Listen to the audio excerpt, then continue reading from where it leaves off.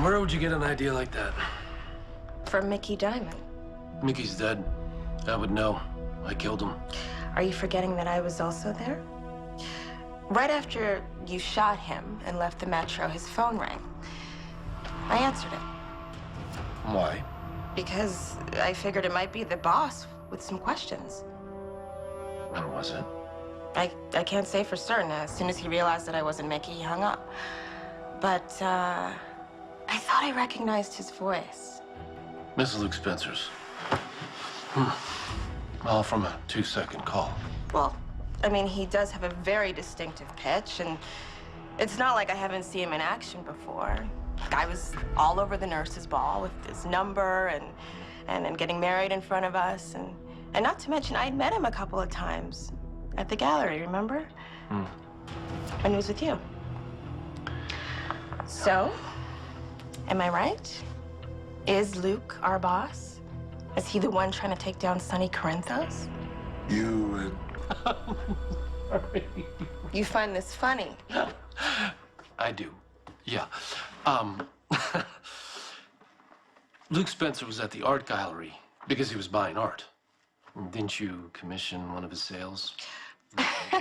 Yeah, what was I thinking? I mean, because no shady dealings have ever been covered up by a purchase before, right?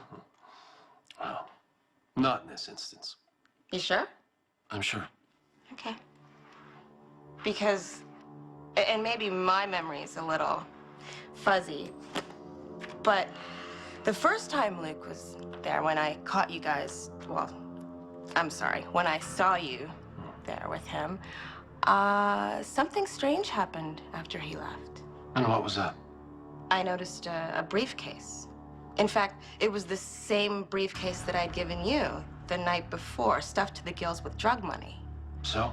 So I remember being a little surprised, you know? I mean, that you could be so cavalier to just leave it out in the open like that. But maybe I misread the situation, you know? Maybe you were about to hand that money off to Luke when my interruption got in the way. Look, I swear to you,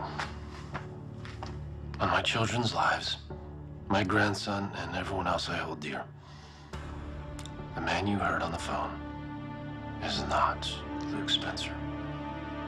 Then who is he? Our boss is not Luke Spencer, and we're not discussing it any further.